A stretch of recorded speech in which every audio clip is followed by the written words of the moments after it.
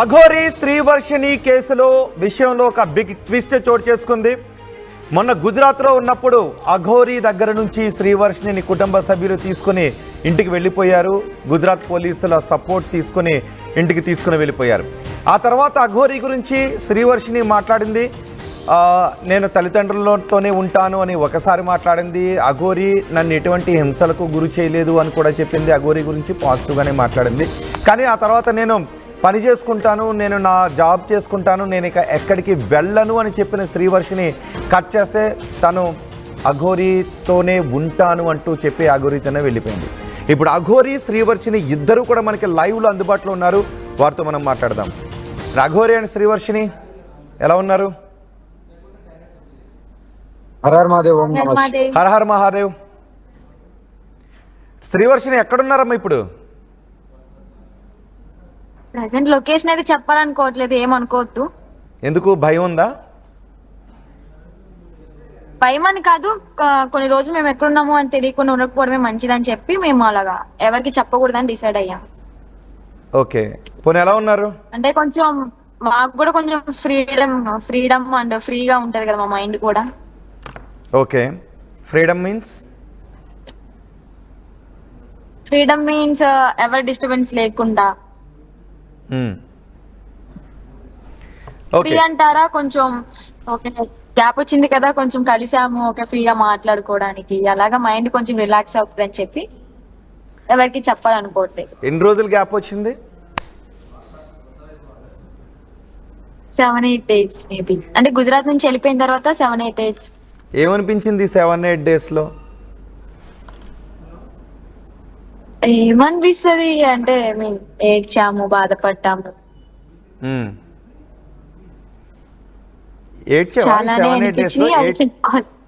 అర్థం కాలేదు. 7-8 days ఏడ్చావా అంటే టోటల్ ఫుడ్ అయితే మానేసాం మేము ఇద్దరం. కొంచెం కొంచెమే తినడం, అంటే డేలో ఓన్లీ వన్స్ మాత్రమే తింటున్నా.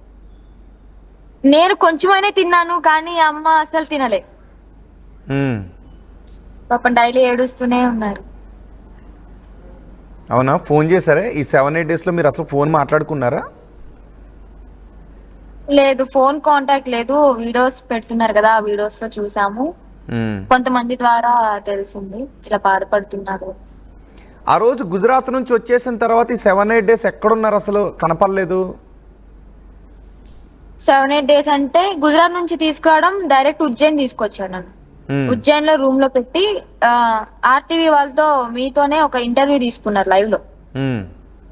అప్పుడు అఘోరి మాత కూడా వచ్చారు, మాట్లాడతారా అంటే నేను మాట్లాడతా అన్నాను. అది నచ్చక విష్ణు నా మీద చేసుకున్నాడు. అంటే కాలుతో కొట్టాడు భుజం మీద. దెబ్బలు ఇంకా అలానే ఉన్నాయి. సో తర్వాత మాట్లాడతా అన్నాను, తప్పేముంది, మాట్లాడితే క్లారిఫై వస్తుంది కదా, నువ్వెందుకు భయపడుతున్నావు అంటే నువ్వు అసలు దాంతో మాట్లాడకూడదు, నీతో మాట్లాడడానికి ఆమె ఎవరు అని చెప్పని చండాలంగా అసభ్యకరంగా మాట్లాడాడు, దూషించాడు. ఓకే, అది అయిపోయింది. తర్వాత ఈవినింగ్ గుడికని తీసుకెళ్లారు. గుడి దగ్గర దర్శనం చేసుకున్నాం మహాకాళేశ్వర్ టెంపుల్లో. విక్రాంత్ భారత్ శ్మశానానికి వెళ్ళినప్పుడు నేను ముందుకు నడుచుకుంటూ వెళ్తుంటే తన వెనకమాల నుంచి విష్ణు అరిచాడు అనమాట, ఎల్లకు ఎల్లకు ఆగు ఆగు అని. నేను జస్ట్ ఒక 4 steps ముందుకే సాగిపోయాను. ఇంకా ఆగమంటే ఆగవా, మాట లెక్క లేకుండా పోయిందా అని చెప్పని వెనకమాలే వచ్చేసి కొట్టాడు మళ్ళీ అక్కడ. ఓకే, నేను భరిస్తూనే వచ్చాను. దేవుడు నా పైన, ఎవరి కర్మ వాళ్ళే అనుభవిస్తారని చెప్పని. తర్వాత ఉజ్జయిన్ నుంచి మళ్ళీ భూపాల్ తీసుకురావడం జరిగింది. భూపాల్ నుంచి విజయవాడ హైదరాబాద్ రావడం జరిగింది. హైదరాబాద్ నుంచి విజయవాడ వచ్చిన తర్వాత ఇంకా కొన్ని ఛానల్స్ కి ఇంటర్వ్యూ ఇచ్చాను. తర్వాత మళ్ళీ సూర్యాపేట బ్యాక్ వచ్చాను. సూర్యాపేటలో మళ్ళీ విష్ణుకి నాకు గొడవ అయింది. అంటే కొన్ని మీడియాస్ కి లైవ్ ఇవ్వు, ఇంటర్వ్యూ ఇవ్వు అంటే నేను ఇవ్వను, ఇంకా నేను అదే లాస్ట్ అనుకున్నాను, లాస్ట్ టైం ఇచ్చిందే, నేను ఎవ్వరికి ఇంటర్వ్యూస్ ఇవ్వను, లైవ్ లోకి రాను, నేను కాంట్రవర్సీకి పోను, నేను ఇంకా ఏ మీడియాకి కనిపించను అని చెప్పాను. అక్కడ ఒక చిన్న ఇష్యూ వచ్చి ఇంకా మాకు గొడవ అయింది. అసలు నువ్వు నన్ను వదిలేసేయి, ఇంకా ఎన్నాళ్ళని నన్ను నన్ను పట్టుకుని పీడిస్తావు, కొట్టావు, తిట్టావు, పెంచిన ఓకే, పాపానికి వాళ్ళు ఇవన్నీ వాళ్ళు చెయ్యాలా? నీ ఓకే, దగ్గర వాళ్ళు నీపై ఉన్న ప్రేమతో అదంతా చేసి ఉంటారు, కానీ నువ్వు అఘోరితోనే వెళ్ళాలి, అఘోరినే మనసంతా నింపుకుని ఉన్నాను అని అనుకున్నావు. ఈ అంటే ఎన్ని రోజులు అసలు అఘోరికి నీకు పరిచయం? ఎన్ని మంత్స్? 4 months. 4 నెలలు. ఆ 4 నెలల కాలం, ఈ వారం రోజులు ఏమనిపించింది? 4 నెలలు బాగానే మాట్లాడుకున్నారు, వారం రోజులు అసలు చూడలేదు. ఈ వారం రోజులు ఎలా గడిచాయి అఘోరిని చూడని ఈ వారం రోజులు? చాలా బాధాకరంగానే నడిచాయి. అంటే మీకు అర్థమయ్యే ఉంటది, వన్స్ ఎవరినైనా మనస్ఫూర్తిగా ప్రేమించాము అంటే దూరం పెట్టారు అంటే అదే బాధ ఎలా ఉండిద్ది అనేది అనుభవించిన వాళ్ళకే తెలుస్తుంది. చెప్పినా కూడా అర్థం కాదు ఎదుటి వాళ్ళకి. ఆ బాధ అనేది మా ఇద్దరికే అర్థమవుతుంది. ఓకే, కానీ మరి మధ్యలో నేను వెళ్ళను అని అన్నారు కదా, నేను మా పని చేసుకుంటాను వేరే పని, వెళ్ళను అని అన్నారుగా, మరి ఇప్పుడు సడన్గా కట్ చేస్తే అఘోరి పక్కన ప్రత్యక్షమయ్యారు. వెళ్ళను అంటే ఇప్పుడు ఫ్యామిలీ దగ్గర తీసుకొచ్చేసారు వాళ్ళంతది వాళ్ళు. సో ఓకే, వాళ్ళ దగ్గర ఒక 1 month ఉండి మళ్ళీ వచ్చేద్దాం అనుకున్నాను. అదే డెసిషన్ తో ఉన్నాను ఫస్ట్ నుంచి. నేను ఒక మాట అడుగుతాను, ఒక మాట అంటాను, అఫ్ కోర్స్ ఎలా తీసుకున్నా అంటే ఇప్పుడు అందరూ కూడా అంటున్నారు అదే, శ్రీవర్షిని చూడటానికి ఇంత చక్కగా ఉంది కదా, చాలా అందంగా ఉంది, చక్కగా ఉంది, చదువుకున్న అమ్మాయి, ఏంటి ఒక్కసారిగా అఘోరితో వెళ్ళిపోవడం ఏంటి అని ఎక్కడో ఎవరో కొంతమంది జీర్ణించుకోలేకపోతున్నారు. బహుశా మీ కుటుంబ సభ్యులు కూడా జీర్ణించుకోలేకపోతున్నారు. సహజంగా ఇలాంటి అమ్మాయి ఊహించుకునే లైఫ్ వేరేగా ఉంటుంది. ఒక మంచి అబ్బాయి, మంచి జాబు, ఒక మంచి లైఫ్ ఇవి ఊహించుకుంటుంది కదా, అఘోరితో ఏం ఊహించుకుని వెళ్ళిపోయింది అని ఒక డౌట్ అందరిలోనూ. ఏం ఊహించుకునే అంటే ఫిజికల్ గా ఊహించుకునే వెళ్ళలేదు. మేమిద్దరం ఇష్టపడ్డాము, ఒకరికొకరం మనస్ఫూర్తిగా మాట్లాడుకున్నాము, ఒకళ్ళ పట్ల ఒకరికి నమ్మకం కుదిరింది. సో ఇలాగే నీకు ఒక తోడుంటే బాగుంటది, నాకు ఒక తోడుంటే బాగుంటది, లైఫ్ లాంగ్ మనం ఇలాగే ఉందాము. పిల్లలు అంటావా, పిల్లల్ని దత్తత తీసుకుని కూడా పెంచుకోవచ్చు. చాలా మంది అనాథ పిల్లలు ఉన్నారు కదా, అలా కూడా మనం పెంచుకోవచ్చు. ఫిజికల్ అనేది పక్కన పెట్టేస్తే మేమైతే మనస్ఫూర్తిగా ప్రేమించుకున్నాం, పెళ్లి చేసుకున్నాం. అదే ఇంత దూరం మమ్మల్ని నడిపిస్తూ వచ్చింది. ఓకే, పెళ్ళి ఎప్పుడు చేసుకున్నారు? Jan 13 అమ్మవారి టెంపుల్, విజయవాడ కనకదుర్గమ్మ టెంపుల్ దగ్గర చేసాం. Jan 13 బ్రహ్మముహూర్తాన 4ంటికి వెళ్ళా. సో ఇప్పుడు ఐ మీన్ మూడోసారి పెళ్లి చేసుకుంటున్నామని ఏదో నిన్న అఘోరి మాత అన్నింది. ఇప్పుడు మరి రెండోసారి ఇప్పుడు చేసుకున్నారు? రెండోసారి మా ఫ్యామిలీ ముందు. మీ ఫ్యామిలీలో? మా ఫ్యామిలీ ముందు ఇంట్లోనే గోల్డ్ చైన్ తెచ్చారు నా కోసం. 2 మంగళసూత్రాలు కూడా చిన్న చిన్నవి తెచ్చి గోల్డ్ చైన్ లో పెట్టేసి నాకు తాళిబొట్టు లాగా వేశారు. మా డాడీ, మా మమ్మీ, మా అన్నయ్య అందరి ముందే వేశారు. వాళ్ళందరూ అప్పుడు ఒప్పుకున్నారు, హ్యాపీగా ఉన్నారు. కోడలి పిల్ల అని పిలిచారు, చక్కగా అన్ని వండి పెట్టింది మా మమ్మీ. చాలా అంటే చాలా హ్యాపీగా ఉన్నారు. మా మమ్మీని తినేమని పిలుస్తుంది అంటే సుందరి అని పిలుస్తుంది. సుందరి అలాగే సుందరి అని పిలుస్తుంది. అంటే అత్త అంటే కొంచెం ఇది రొటీన్ వర్డ్ కదా అని చెప్పని సుందరి అని పిలిచేది. అమ్మ ఏమో కోడలి పిల్ల అని పిలిచేది. సో అలాగా హ్యాపీగా రన్ అవుతుంది. తిను ఇంట్లోంచి వెళ్ళిపోయినప్పుడు కూడా కంటిన్యూగా కాల్స్ మాట్లాడుకునే వాళ్ళం, వీడియో కాల్స్ మాట్లాడుకునే వాళ్ళం, ఇంట్లో ఫ్యామిలీ మొత్తం మాట్లాడే వాళ్ళు. ఇలాగ జరుగుతున్న హ్యాపీ మూమెంట్ లో ఎవరైతే విష్ణు అనే వ్యక్తి ఉన్నారో ఆయన జీర్ణించుకోలేకపోయాడు. అంటే నాకు దూరం అవుతున్నారేమో అనే కోణంలో కావచ్చు, ఆయన ఎలాగ ఆలోచించని నాకు తెలియదు. ఇంకా అమ్మ వాళ్ళకి పెంచిన అన్న, నువ్వు అన్నాని పిలిచే వ్యక్తి కదా? అవును. ఓకే, అంటే దూరం అవుతున్నావు అని ఎందుకు అనుకుంటాడు? తనకు నువ్వు చెల్లెలు వరుస కదా? అంటే ఇన్ని రోజులు నా చేతుల్లో పెరిగింది, పెంచిన పిల్ల వెళ్ళిపోవడం ఏంటి అని వాళ్ళకు ఉంటది కదా, ఏవేవో ఉంటాయి కదా. అంటే లేదు దూరం అవుతున్నావు అని కాదు, బహుశా అఘోరి కారణంగా దూరం అవుతున్నావు అని. వాళ్ళు ఒక అబ్బాయిని చేసుకోవాలి, ఒక సాఫ్ట్వేర్ ఇంజనీరో, లేకపోతే ఒక పైలటో, ఒక డాక్టరో, ఒక ఐపీఎస్, ఒక ఐఏఎస్ ఎవరో ఒకరికి చేయాలని అనుకుని ఉంటారు. కానీ నువ్వు అఘోరితో వెళ్ళిపోతున్నావు అనే బాధ ఉంటుంది, అంతేనా? ఇంకేమన్నా ఉందా? అదే అనుకుంటా. ఓకే, వాళ్ళు ఎలా అయినా అనుకోండి, ఇప్పుడైతే మేము హ్యాపీగా ఉన్నాము, దట్స్ సెకండరీ. సో ఇక నీ హ్యాపీనెస్ అనేది ముఖ్యం, నువ్వు మేజర్ కాబట్టి వాళ్ళు ఎన్నన్నా అనుకున్నా నా లైఫ్ నేను ఎలా ఉండాలనుకుంటున్నాను అదే నాకు హ్యాపీనెస్ ఇస్తుందని నువ్వు అంటావు, అంతేనా? అమ్మా నాన్న కూడా వదిలిపెడతానని నేను అనట్లేదు. వాళ్ళు వస్తే ఓకే, కానీ ఇప్పుడు కాదు. ఇప్పుడున్న వేడి వేడి ఇంత గొడవల మీద తీసుకురాలేము కాబట్టి మేము కొంచెం టైం తీసుకుని వాళ్ళని కూడా మేము సాదుకుంటాం. ఓకే ఓకే, నేను ఆ విషయం గురించి మాట్లాడతాను. మీ అమ్మ నాన్నల విషయంలో ఎలా ఉంటావు అనే దాని గురించి. ఇప్పుడు మీ అమ్మని అఘోరి అమ్మ సుందరి అని పిలిచారు, అత్త అని పిలిస్తే బాగోదు అని. సో మీరందరూ ఏమి అది రొటీన్ వర్డ్ కదా అత్త అనేది అని చెప్పని. అంటే సుందరి అనే పిలవడానికి కారణం ఏంటి? సుందరి అనే వర్డ్ ఎందుకని? అప్పుడు సడన్గా ఎందుకు వచ్చిందంటే ఇన్స్టాగ్రామ్ లో ఒక వీడియో చూసాం,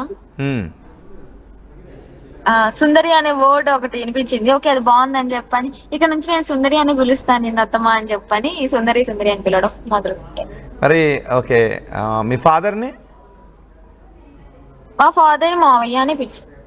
మావయ్య అని పిలిచేవారా? ఆయన ఏమంటారు, అల్లుడు గారు అనేవారా, కోడలమ్మ అని పిలిచేవారా? ఆయన కోడలనే అనేవారు. అంటే మరి వాళ్ళకి అల్లుడు రావాలి అని అనుకోలేదా ఎప్పుడు? తమ బిడ్డ ఒక అల్లుడు రావాలి, ఇలా ఉండాలి అని ఎప్పుడైనా అనేవారు నీతో? మామూలుగా అంటారు కదా, మా అమ్మాయికి ఇలాంటి పెళ్లి చేసుకోవాలి ఇలా అని అంటూ ఉంటారు కదా, మా అల్లుడు ఎలా ఉండాలని అంటారు. కానీ ఇది వరకు అనేవాళ్ళు, ఈమె పరిచయం లేనప్పుడు అన్నారు డెఫినెట్లీ. కానీ మేము అన్ని ఒప్పించుకుని వాళ్ళ ముందే పెళ్లి చేసుకున్నాం కదా. ఓకే, వాళ్ళు ఒప్పుకున్నారు కాబట్టి మధ్యలో ఎందుకు విభేదం, ఎందుకు ఒప్పుకున్నారు? మంగళసూత్రం కట్టిన ఉందా నీ దగ్గర? మంగళసూత్రం ఉందా అమ్మది? అది చెప్పాను కదా, ఉజ్జయిన్ లో అది తీసేసుకున్నారు నా దగ్గర. చైన్ తీసేసుకుని వాళ్ళు అమ్ముకున్నారు, తాకట్టు పెట్టుకున్నారు తెలీదు, నా దగ్గర అయితే తీసేసుకున్నారు బలవంతంగా. ఓకే, ఎంత ఏడ్చినా కూడా ఇవ్వలేదు. మరి ఇప్పుడెప్పుడు మూడోసారి పెళ్ళి ఎప్పుడు? ఇంక మూడోసారి బంధం ఇంకా విడిపోయినట్టుగా ఉంటుందని అఘోరి అమ్మ అంటుంది. ఈసారి వస్తే వదిలేదే లేదు అని అఘోరి అమ్మ అంటుంది. ఇప్పుడు మరి పెళ్లికి ముహూర్తం పెట్టారా? అది అమ్మనే అడగాలి. చెప్పలేదా నీకు? అంటే సడన్ ప్లాన్స్ ఉంటాయి కదా. అంటే ఈసారి ముహూర్తం బహుశా ముహూర్తాలు పెట్టుకుంటే కలిసి రాదేమో. తాళుందా అక్కడ? ఎప్పుడు పెళ్లి చేసుకోవాలనుకుంటున్నారు అఘోరి అమ్మ? ఎప్పుడు అనుకుంటున్నారు? అదే ఒక 2-3 months తర్వాత. 2-3 months తర్వాత? అవును, జ్యోతిర్లింగంలో. అది కూడా ఓకే, జ్యోతిర్లింగంలో, జ్యోతిర్లింగ క్షేత్రంలో. అవును. వర్షిని ఎన్ని జ్యోతిర్లింగాలు తిరిగారు మీరు? ఒక్క జ్యోతిర్లింగం సోమనాథ్ మాత్రమే తిరిగాను. అది తిరిగి ఓంకారేశ్వర్ వెళ్తుంటే వీళ్ళు మా దగ్గర గుజరాత్ లో పట్టుకున్నారు, తీసుకెళ్ళిపోయారు.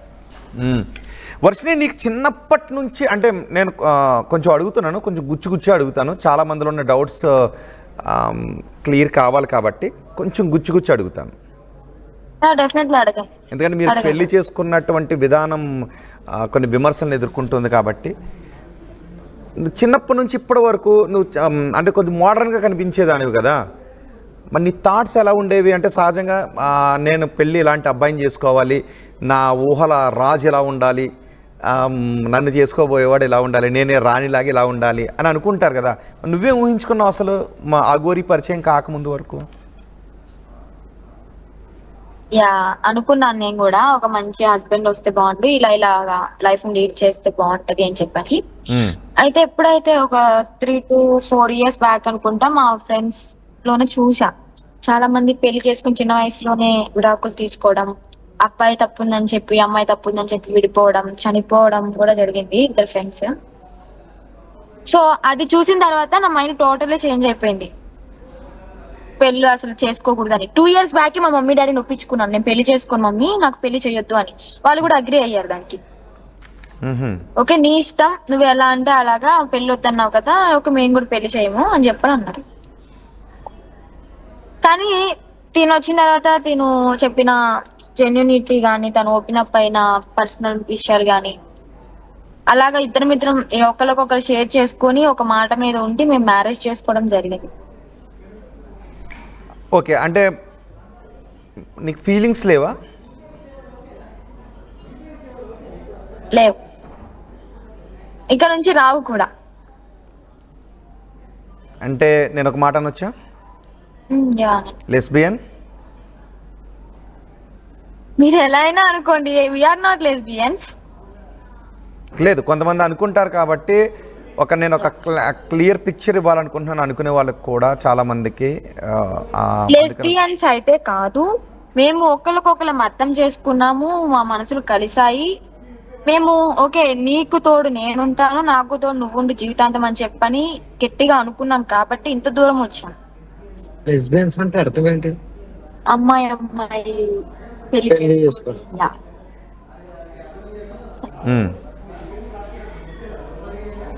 So We are not lesbians. అఘోరీతో పరిచయం ఏర్పడిన తర్వాతే ఫీలింగ్స్ ని చంపేసుకున్నావు, లేదు నీకు ఫీలింగ్స్ లేవు, ఈ రెండిట్లో ఏదో నిజం? 2 years బ్యాక్ చంపేసుకున్నాను, మా ఫ్రెండ్స్ ఇష్యూస్ చూసిన తర్వాతే. 2 years బ్యాక్ మీ ఫ్రెండ్ ఇష్యూ వచ్చిన తర్వాత చంపేసుకున్నావు. అమ్మ నాన్న కూడా ఒప్పించుకున్నాను కదా మ్మ్. పెళ్లి చేసుకోను అని. అయితే మా హర్షనే కూడా అనేవాడు, నువ్వు పెళ్లి చేసుకోకపోతే నా పిల్లల్ని నీ దగ్గరికి పంపిస్తాను పెంచడానికి అని చెప్పాను. అందరూ అగ్రి అయ్యారు దానికి. ఓకే, పెళ్లి చేసుకోకుండా ఉండొచ్చు, మామూలుగానే ఉండిపోవచ్చు, ఇంటి దగ్గర ఉండొచ్చు, కానీ అఘోరీకి కనెక్ట్ కావటానికి కారణం ఏంటి? ఓకే, 2 years బ్యాక్ మీ ఫ్రెండ్ విషయంలో జరిగింది, పెళ్లి చేసుకోవద్దు, ఇలాంటి లైఫ్ వద్దు అని అనిపించింది.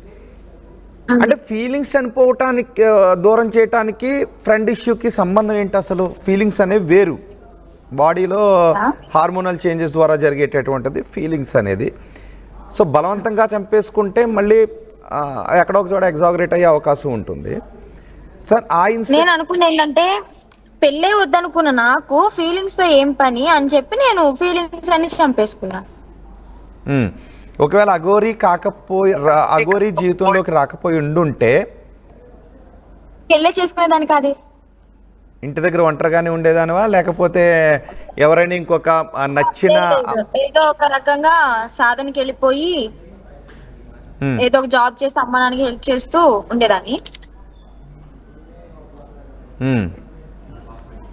కానీ పెళ్ళైతే చేసుకునేదాన్ని కాదేంటి పరిచయం అవ్వకపోయి ఉంటే.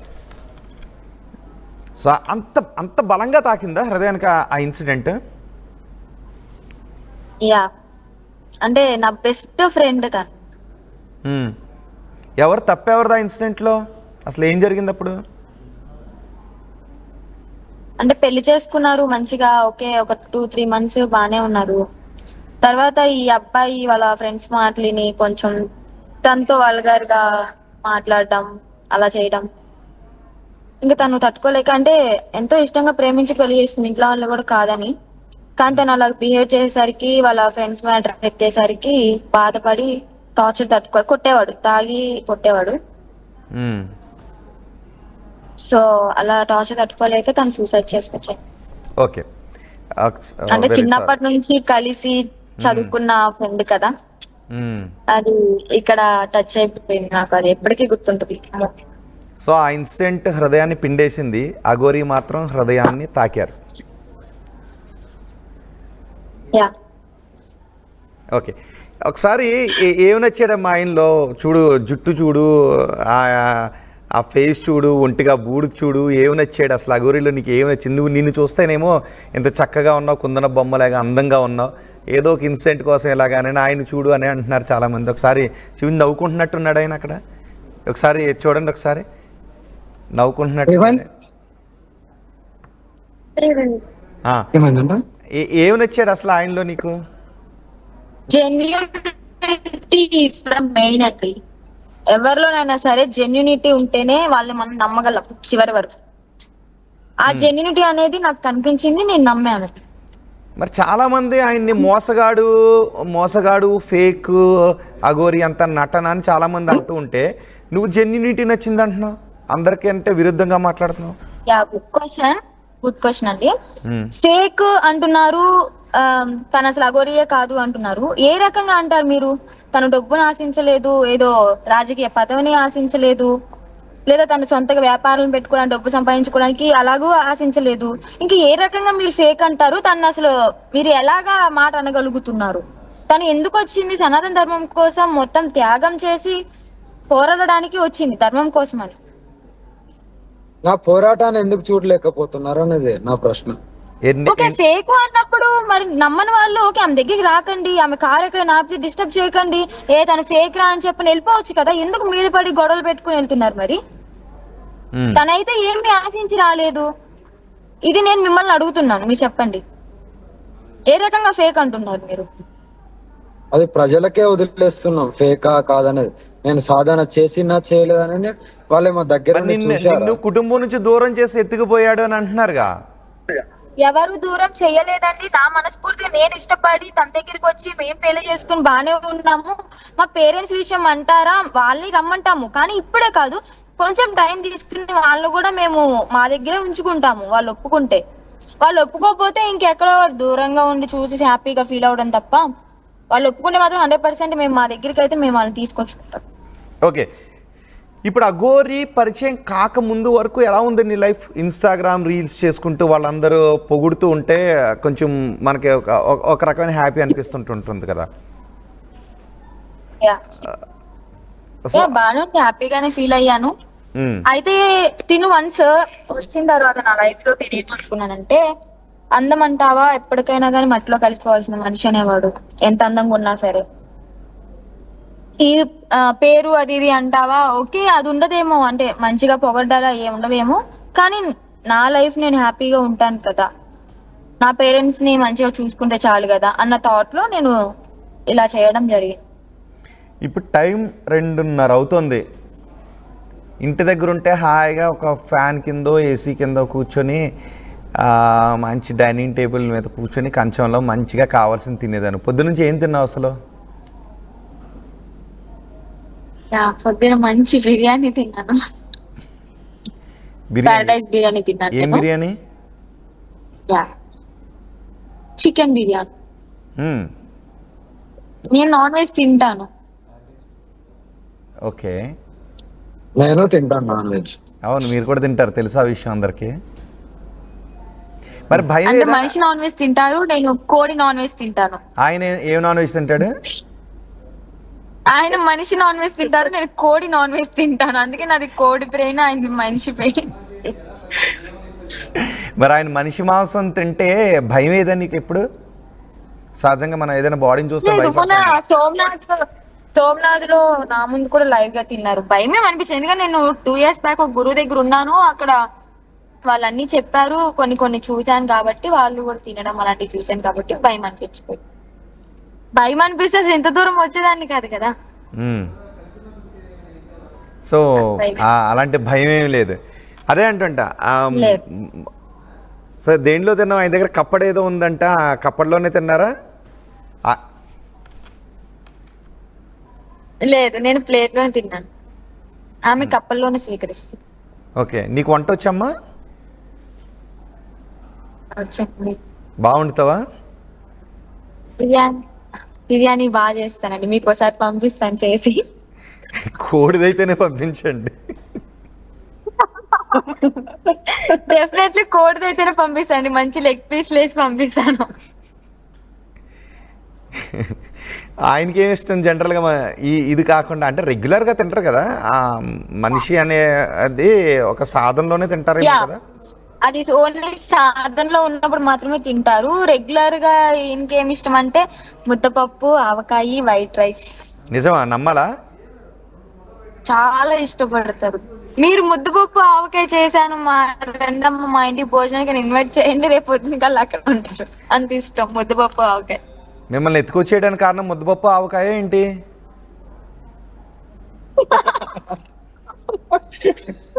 కాదండి, కాదు. అక్కడ నరకం అనుభవించింది కదా, నరకం అక్కడ అంటే నాకు ఒక్కదానికే తెలుసు. రాత్రి బిగ్ టీవీలో కూడా నేను చెప్పుకున్నాను, నేను ఎంత బాధ అనుభవించాను చిన్నప్పటి నుంచి.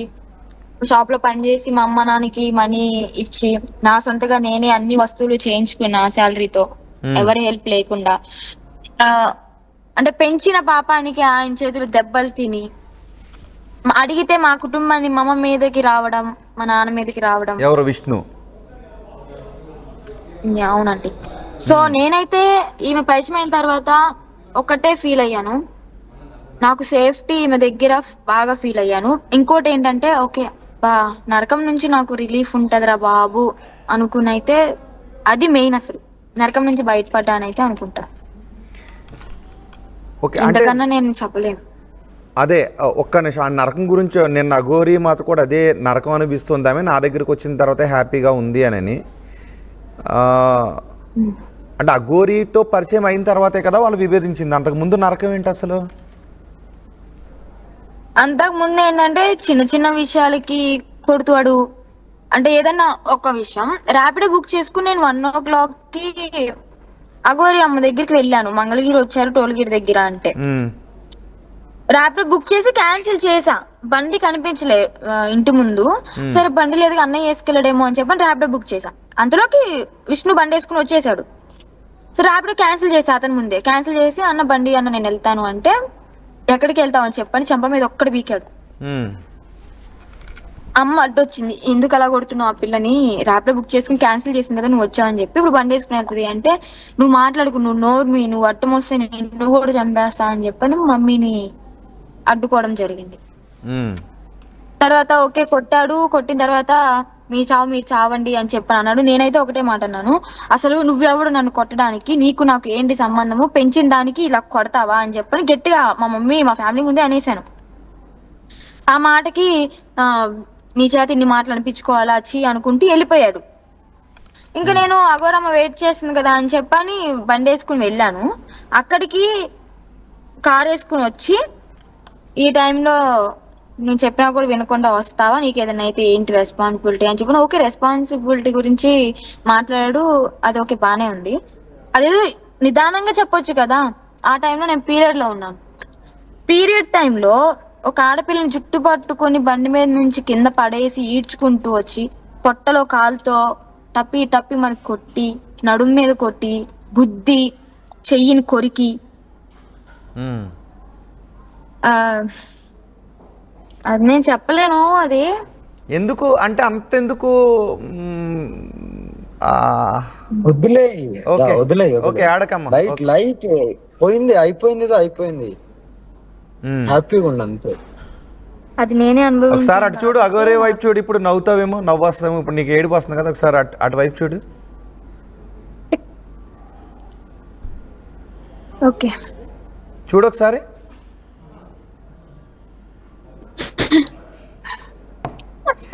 భరోసా కనబడుతుందా ఆయన ముఖంలో?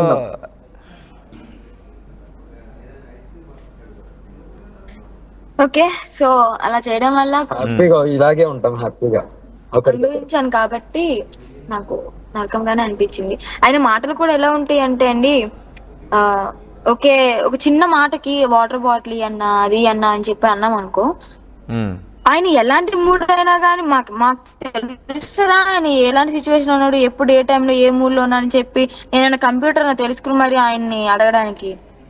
ఇలా చిన్న చిన్న అన్న ఎక్కడికి వెళ్తున్నావు, ఏంటి రేపు ఏం చేస్తున్నాము, రేపు ఏంటి ప్లానింగ్స్ అని చెప్పి అడిగినా కూడా చండాలమైన లాంగ్వేజ్, ఒక ఆడపిల్లని అనాల్సిన మాటలే కాదు అవి.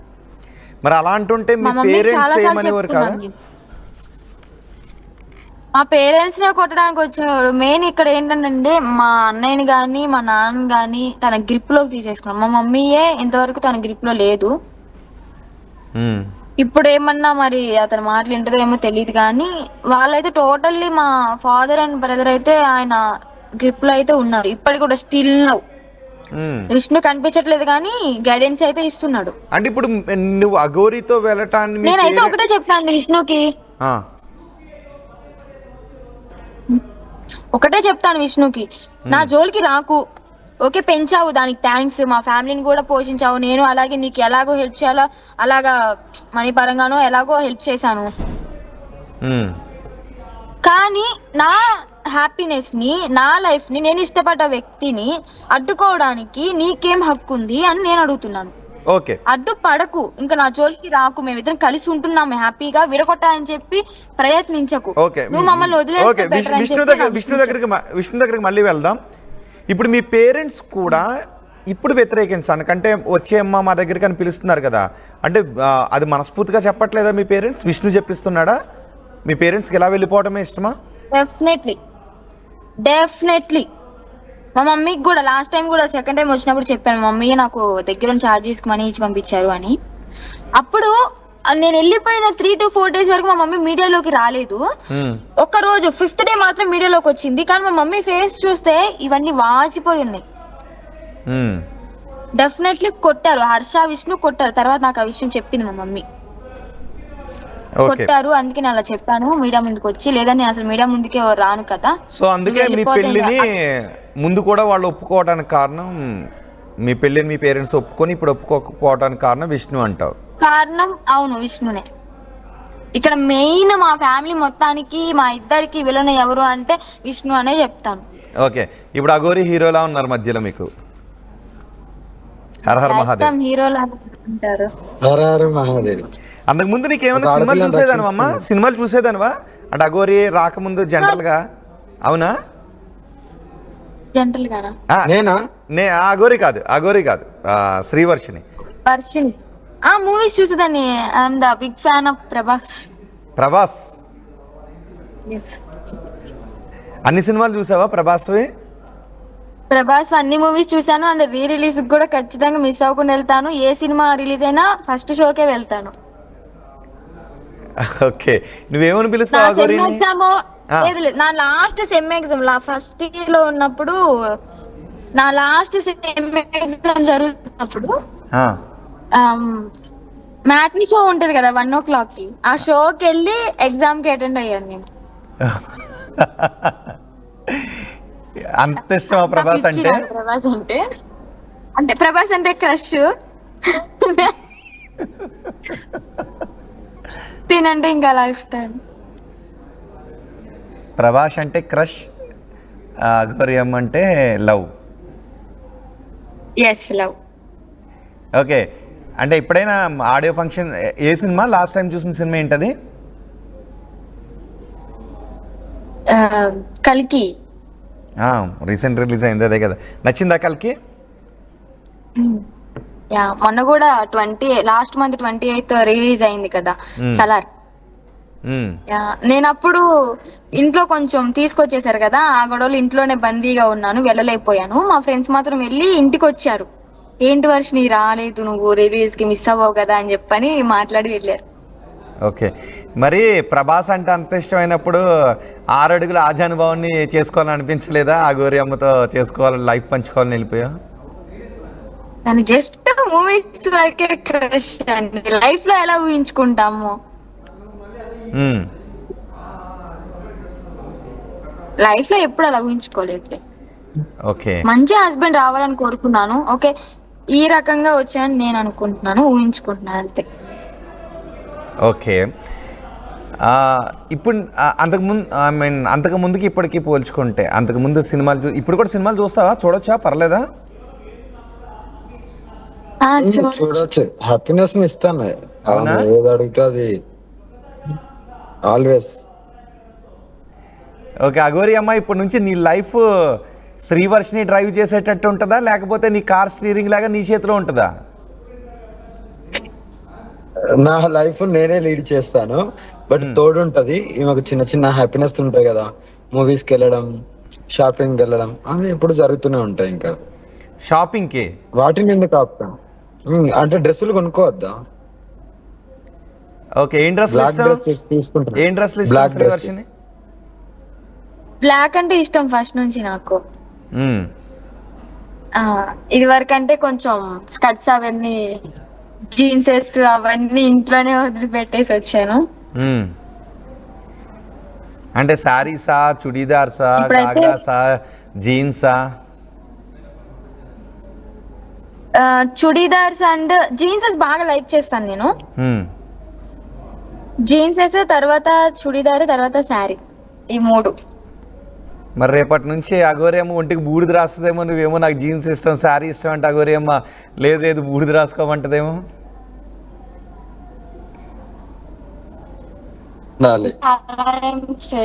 బస్ నేను రాసుకోను, జస్ట్ నేను ఓన్లీ సాధన నేర్చుకుంటాను. వేసుకొని ఒంటి మీదకి మరి. అఘోరి గారు, మరి ఏంటి ఆమెకి ఇష్టమైన డ్రెస్సులు, ఆమెకి ఇష్టమైన కాస్ట్యూమ్స్ వేసుకొని ఇస్తారా?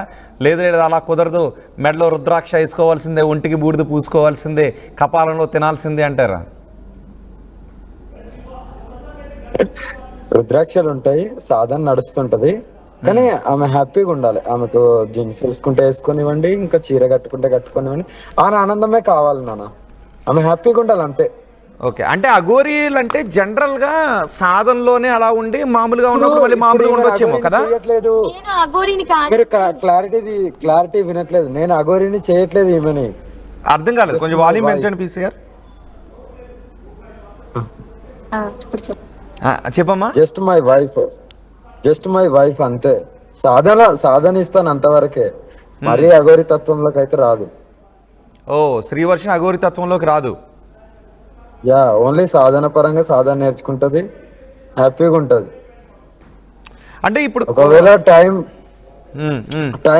ఇంకా ఆమెకు లేదు, నేను కూడా ఇంకా ఇలాగే వస్తానంటే ఇంకా దాన్ని బట్టి ముందు ఆలోచనలు, ముందు కార్యాచరణ బట్టి నడుస్తాం. అంటే ఇప్పుడు అఘోరి తత్వం అంటే మీరు ఎప్పుడు ఇలాగే ఉండాలా? కొంతమంది అఘోరీలు సాధనలో ఒకలా ఉండి మళ్ళీ నార్మల్ లైఫ్లోకి వస్తూ ఉంటుంటారు, పెళ్లి చేసుకుంటారు, ఫ్యామిలీస్ కూడా ఉంటాయంటారు. నిజమేనా శ్రీవర్షిని, నీకు తెలుసా? నిజంగానే చాలా మంది అఘోరులు పెళ్లి చేసుకున్నారు. దానికి ఏం అభ్యంతరం లేదు పెళ్లిలకు. అంటే సాధన కరెక్ట్ చేస్తే చాలు. అందుకనే నేను ఒకటే అన్నాను, నువ్వు అఘోరి తత్వంలోకి రావాలన్నా రావచ్చు, నువ్వు హ్యాపీగా ఉండొచ్చు. నీకు హ్యాపీనెస్ ఇవ్వడానికి నువ్వు ఆనందం కోరుకున్నావు, నీతో ఆనందం ఉంటుందని అన్నావు. అందుకనే నేను సరే నువ్వు ఆనందంగా ఉంటానుగా, హ్యాపీనెస్గా వచ్చేసాయని కూడా చెప్పడం జరిగింది. మ్యారేజ్ చేసుకుంటాను, సరే చేసుకో అని చెప్పాను, చేసుకున్నాం కూడా. వాళ్ళ తల్లిదండ్రుల పర్మిషన్ కూడా తీసుకున్నాం, హ్యాపీగా ఉన్నాం. ఇంకేం కావాలి? ప్రజలు ఏమనుకుంటారు, సభ్య సమాజం ఏమనుకుంటది అనేది మాకు అవసరం లేదు. వాళ్ళు ఎవరు మాకు పెట్టరు, వాళ్ళు ఎవరితో మాకు అవసరం లేదు. ఇప్పుడు ఆమె శ్రీవర్షిని అదే అడుగుతోంది నా. అంటే అక్కడ నాకు కొంచెం ఎవరైనా కామెంట్స్ పెట్టండి, అఘోరి ఎందుకు ఫేక్, ఏం ఆశించి ఫేక్ అని మీరు అనుకుంటున్నారు? నాకు ఫేక్ కనపడలేదు, మీకు కనిపించిన ఫేక్ ఏంటో అని అడుగుతోంది. సో జనాలకి ఎవరికైనా అఘోరీలో కనిపిస్తున్న ఫేక్ ఏంటో కామెంట్ రాస్తే నేను శ్రీవర్షిని అడుగుతా. అంటే శ్రీవర్షిని అడిగిన దగ్గర నాకు వెతుకుతున్నాను ఇందాక నుంచి, అఘోరి అమ్మాయి ఎందుకు ఫేక్, ఎక్కడ ఫేక్, ఏం ఆశిస్తోందని ఫేక్ అనుకుంటున్నారు అని నన్ను అడిగింది. సో దానికి నేను ఆన్సర్ వెతుక్కుంటూ ఉన్నాను. సో మీకు ఎవరికైనా ఆన్సర్ దొరికితే నాకు ఒకసారి చెప్తే నేను అడుగుతాను. నాకు నచ్చింది, నేను లైఫ్ లీడ్ చేస్తున్నాను, ఆమె శివతత్వంలో ఉన్నారు, మీకెందుకు అంటే విమర్శించే వాళ్ళకి ఎందుకు బాధ అని అడుగుతున్నారు. ఎవరిని మోసం చేయలేదని చెప్తోంది.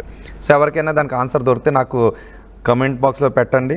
ఫర్ పాపులారిటీ, ఓకే, నేను కొన్ని క్వశ్చన్స్ అడుగుతానమ్మా శ్రీవర్షిని, నువ్వు దానికి ఆన్సర్ ఫర్ పాపులారిటీ అని అడుగుతున్నారు ఎవరో. లేదండి, పాపులారిటీ అయితే చక్కగా ఇలాగే వచ్చి ఈమెతో ఉండి మళ్ళీ వెళ్ళిపోయి ఫాలోవర్స్ పెంచుకొని చక్కగా వీడియోస్ పెట్టుకుని బతికేదాన్ని కదా. అంటే నీకు పాపులారిటీ ఆలోచిస్తే ఇన్ని విమర్శలు దేశంలో ఎవరి మీద ఉన్నాయి. గత 1 year నుండి విమర్శలు కొడుతూనే ఉన్నారు, కానీ ఎక్కడ కూడా వెనక్కి అడిగి వేయలేదు కదా. మరి ఇంత విమర్శలు ఎవరు తట్టుకుంటారు? పాపులారిటీ ఆశించి వచ్చాను అన్న వాళ్ళకి నేను ఒకటే చెప్తాను, నేను పాపులారిటీ కోసం రాలేదు, మా లైఫ్ ఇద్దరం జీవితాంతం కలిసి జీవించాలని చెప్పి అనుకున్నాను. కాబట్టి లైఫ్ టైం పెళ్లి చేసుకున్నాం అన్న తర్వాత పాపులారిటీ ఏంటి? పెళ్ళే చేసుకున్నామని చెప్తున్నాం కదా. అంటే పాపులారిటీ కోసం పెళ్లి చేసుకున్నాను మీరు అనుకుంటున్నారా? అది చాలా తప్పు. ఓన్లీ ఫర్ మనీ అని ఎవరో రాశారు. ఒక్క నిమిషం, కొన్ని కమెంట్స్ నేను చదువుతాను. ఓన్లీ ఫర్ మనీ అంట, రాయండి కమెంట్స్లో. మీరు ఏమన్నా రాస్తే మీకు ఆన్సర్ దొరికేస్తుంది చాలా మందికి.